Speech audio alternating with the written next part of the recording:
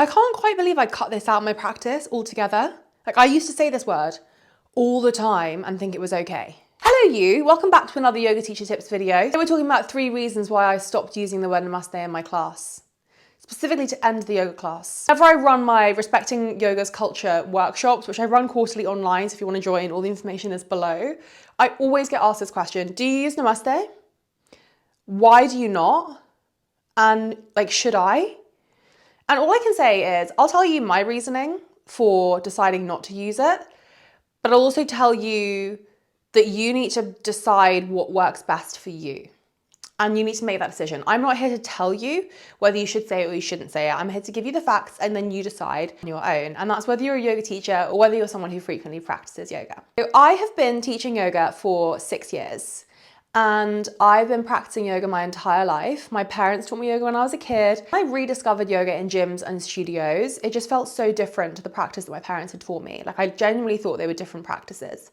And I have used the word Namaste, again, my entire life, because I'm Indian, I'm British Indian, I'm Hindu. And Namaste was always used, like always said.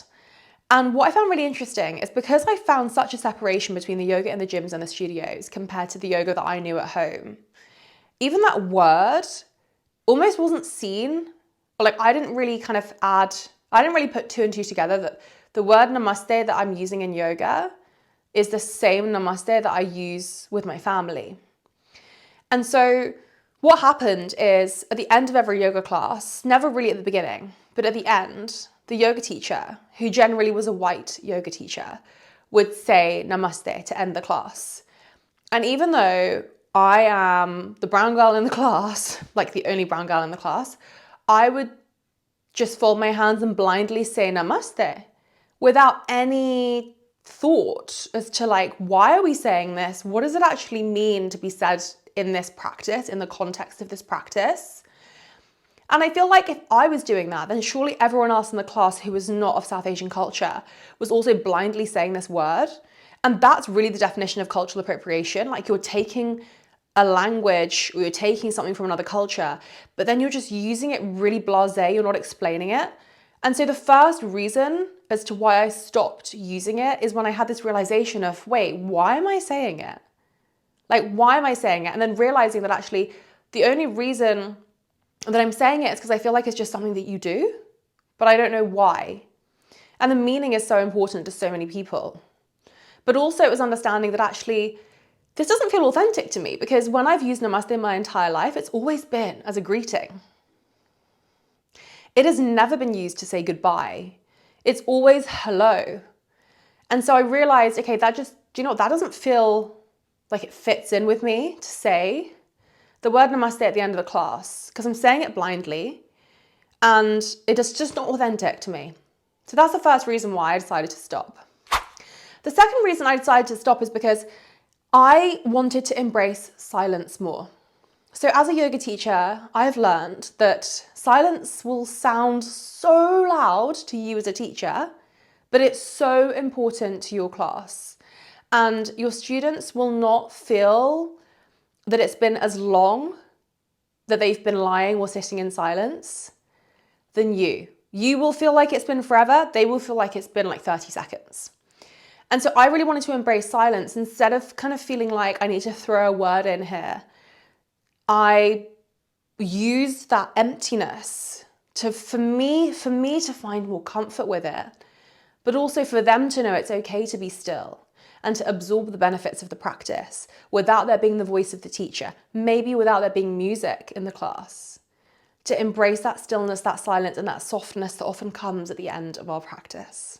And the third reason why I stopped using Namaste at the end of my class is because I found there are some other ways that I could bring in Sanskrit, if you want to bring in that language, which I did, but also, and I still do, but also there are different ways for me to close my practice, because I think that there's some really beautiful pieces from ancient philosophy, from the Vedic literature, that people really need to hear. There's some gorgeous fables. I have some videos which I'll link so you can go and watch them. But I just found that there are other things that I could say at the end that will help to summarize the class nicely for them. Instead of just using one word, I might want to incorporate a mantra and encourage them to chant. They can learn a little bit about a different element of the practice. If I've been teaching an Ashtanga class or a Vinyasa or a restorative or whatever class it is, if it's predominantly movement based, how can I bring in philosophy at the end? Whether that's through telling a fable, chanting a sacred mantra, maybe it's holding a particular mudra, maybe it's giving thanks to the ancient yogis and sages and rishis for passing the practice of yoga down over the centuries so that we're able to practice together today, because without them, we wouldn't be able to. So how else can I honor my own culture and the culture from where yoga originated without it just being a word that I was just saying blindly because that's what everyone was doing and I felt like that's what you just did?